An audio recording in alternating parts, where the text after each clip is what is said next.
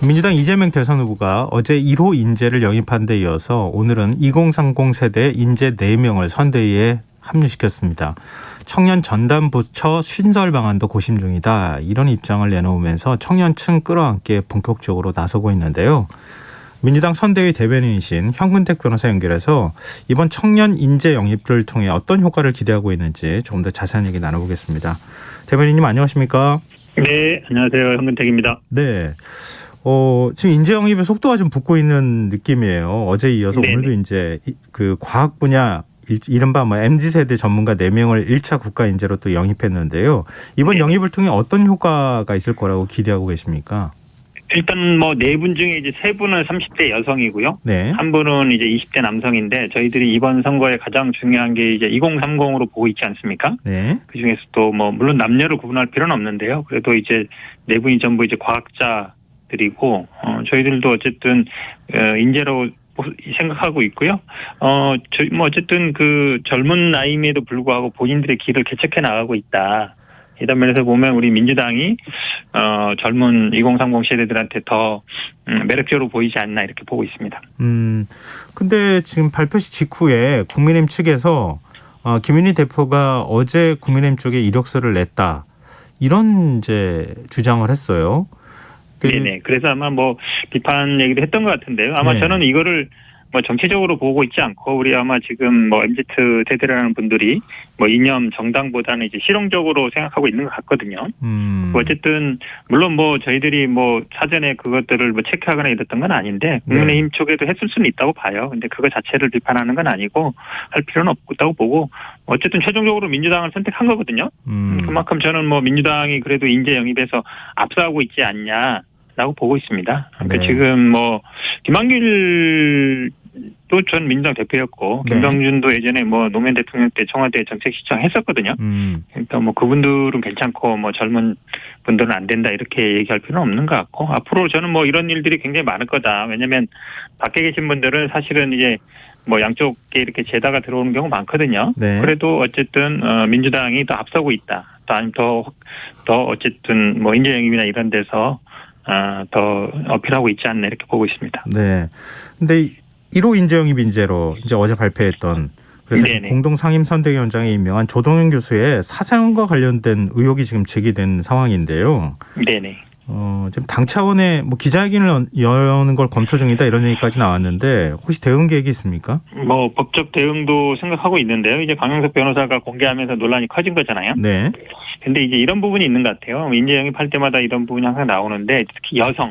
그다음에 뭐 예를 들어 여성의 뭐 결혼, 출산 이런 부분에 대해서 좀 굉장히 민감하게 반응하고 또 그 부분에 대해서 좀 관심을 많이 갖는 게 저는 좀 되게 성차별적인 시각이 이미 들어있다라고 봅니다. 예를 들어서 남성이 뭐 그럴 경우에는 그 부분에 대해서 크게 뭐 문제를 제기하거나 이렇지는 않거든요. 네. 그래서 저는 아직도 우리나라의 여성에 대한 뭐 결혼이라든지 출산이라든지 이런 부분에 너무 좀 과도하게 관심을 갖는 게 저는 그게 좀 성차별적인 시선이 이미 존재하고 있지 않나라고 생각하고 있고 저희들도 이 강용석 변호사에 대해서는 법적 대응을 생각하고 있습니다. 네.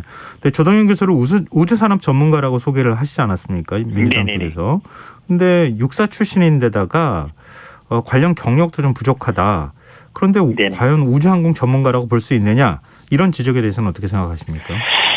저도 뭐 그 부분은 좀 일리 있다고 보는데 왜냐하면 이제 국방 쪽을 좀 해왔잖아요. 육사 졸업해서 17년 정도 이제 군에 있었던 거라서 아마 저희들도 국방 항공 분야 우주 전문가 이렇게 소개했던 것 같고요. 이분이 아마 항공 우주 관련 논문은 좀 쓴 것 같습니다. 그리고 그 분야에 이제 군사학과 교수다 보니까 그쪽에 관심을 갖고 있는 것 같은데, 어쨌든 그 분야에 관심이 많고 앞으로 이제 그 분야에 연구를 해보겠다 그런 취지 정도로 이해하고 있습니다. 그럼 기본적으로 전문성을 갖추고 있다고 보기보다는 본인이 그쪽을 지향한다는 의미입니까? 일단 국방, 항공 우주 이렇게 전문가로 봤던 것 같고요. 일단 항공 우주 쪽으로 아마 본인이 앞으로 관심을 갖고 연구하겠다. 그리고 군과 민관을 연결하는 역할을 하겠다. 이런 취지로 이해하고 있습니다. 그러면 전문가라고 소개하기는 조금 부족하다. 이런 비판을 어느 정도 수긍하시는 거예요? 저는 약간 국방 쪽에 더 점이 들어가 있다고 봐요. 그러니까 항공우주 전문가로 하긴 아직 뭐 경력이라든지 이렇긴 한데 이분이 뭐 나이가 또 그렇게 많은 건 아니거든요. 네. 앞으로 충분히 뭐 해나갈 수 있다고 보고 있습니다. 근데 국민의힘 김병준 상임선대위원장이 조동현 교수에 대해서 입장을 내놓으면서 전투복 비슷한 것 입고 거기에 아주 예쁜 브로치 하나를 한 것이다. 이런 표현을 사용했어요. 이 발언에 대해서는 어떻게 보십니까? 적절하지 않죠. 당연히 왜냐하면 뭐 17년간 군복무를 했기 때문에 군 전투복 비슷한 거를 입었다.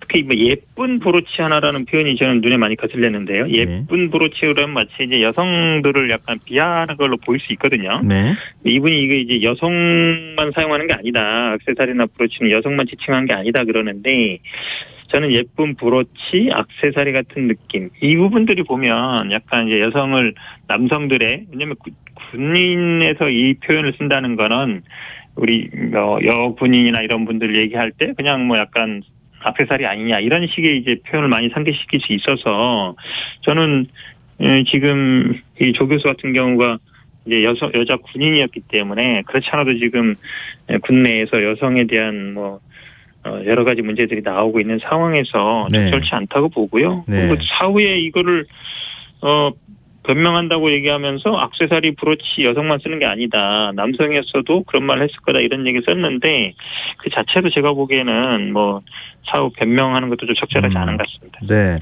근데 일각에서는 또 이런 얘기도 합니다. 대변인께서 국민의힘 공동선대위원장으로 이수정 교수가 영입이 되니까 네네. 솔직하게 정치에 관심이 많다. 국회의원 한번 하고 싶다라고 하면 안 되느냐.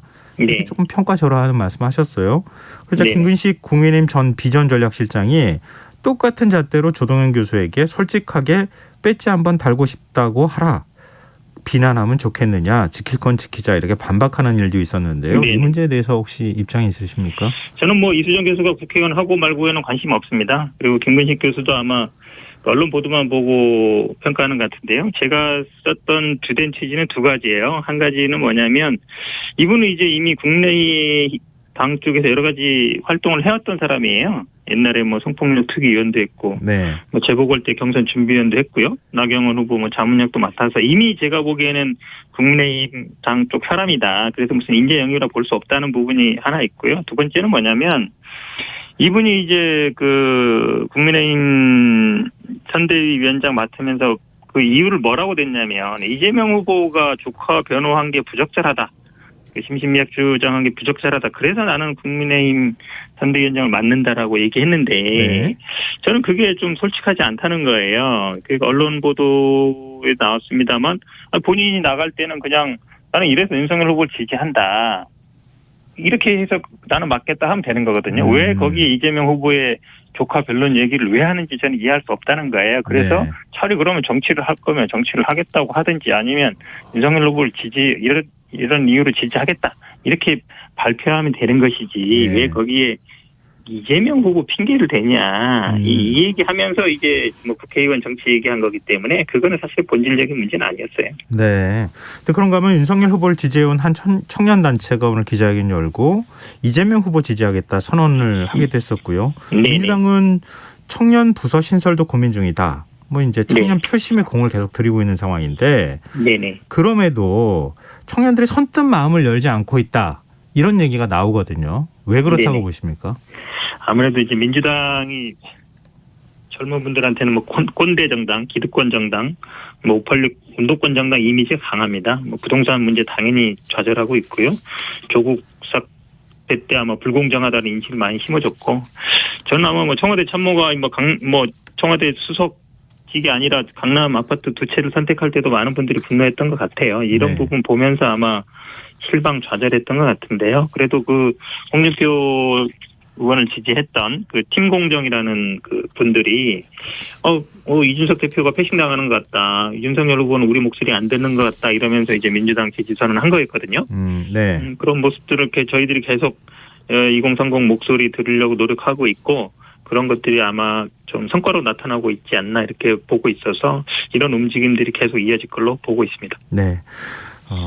최근 민주당 당원 게시판 운영이 잠정 폐쇄된 것과 관련해서 네네. 지금 당원 간 분쟁이 과열되고 있다. 근데 왜 게시판을 닫느냐? 뭐 이런 이제 반발도 좀 있는 것으로 알고 있는데요. 네네. 당이 불통이다. 이런 지적에 대해서 어떻게 보십니까? 이게 뭐 당호 게시판이 처음 닫는 건 아니고요.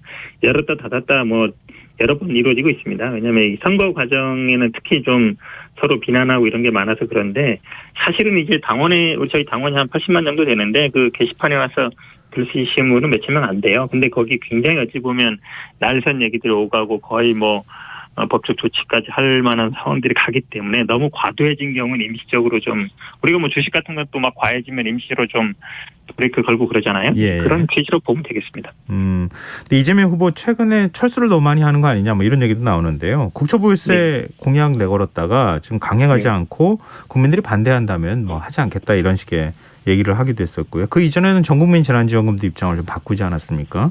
네네. 지금 여론 눈치 보면서 대선 후보가 자신이 내온 공약을 이렇게 바꾸는 건 적절하지 않다. 이런 비판에 대해서 어떻게 보십니까? 뭐 그런 비판도 있지만요. 좀 여론에 또 예를 들어 전국민 같은 경우에는 그동안 계속 뭐 주장해온 건데 뭐 공식 공약은 아니고 그래도 반대 여론이 높으면 저는 수용하는 게 맞다고 보고요. 이 국토보유세는 사실상 이제 기본소득과 관련돼 있습니다. 기본소득이 재원으로 쓰이는 거잖아요. 그래서 기본소득도 저희들이 기본적으로 25만 원 정도는 이제 먼저 시행하고 100만 원을 목표로 하고 있지만 거기까지 가기에는 국민들의 여론을 살피기 위해서 위원회 같은 거 설치하겠다 하고 있는 거거든요. 네. 그래서 저는 뭐 정치인이 어떤 자기의 대표 브랜드다 공약이다 해서 이거를 무조건 해야 된다. 아니면 뭐 국민이 반대하더라도 무조건 간다. 저는 그건 아니라고 봅니다. 기본적으로 정치라는 거는 국민들의 여론을 보는 것이고 만약에 예를 들어서 자신이 대표 공약이라 하더라도 국민들이 절대 안 된다. 이건 세금도 많이 들어간다 하면 또 제고할 수 있는 거거든요. 그렇게 보셔야지 뭐 이거를 말바꾸기다. 이렇게 얘기한다는 거는 적절치 않다고 보고 있습니다. 그렇지만 사전에 충분한 검토를 한 다음에 공약을 내놔야 되는 것 아니냐 이런 반론에 대해서는 뭐라고 답하시겠어요? 물론 이제 검토를 하는 건 맞는데요.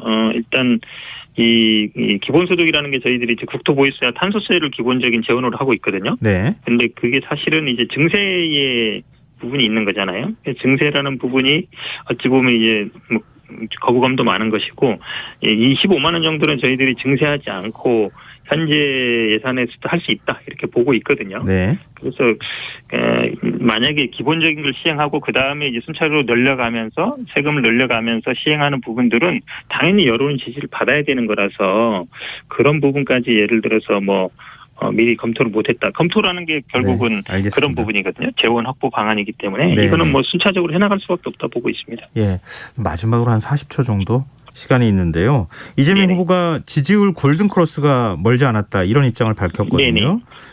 선대위에서는 현재 판세 어떻게 보고 계세요? 골든크로스 나타날 거라고 보십니까? 지금은 팽팽하다 보고요. 아마 이번 주 내로 골든크로스 가능할 거다 보는데 오늘 아마 이제 채널 A가 그 한 여론조사에서 근소한 차이지만 이제 앞서는 결과가 있었거든요. 네. 아마 저는 이번 주 말을 계기로 해서 많은 여론조사들이 아마 지지율이 바뀔 걸로 보고 있습니다. 알겠습니다. 네, 오늘 말씀 고맙습니다. 네, 고맙습니다. 예, 지금까지 민당 선대위 대변인이신 현근택 변호사였습니다.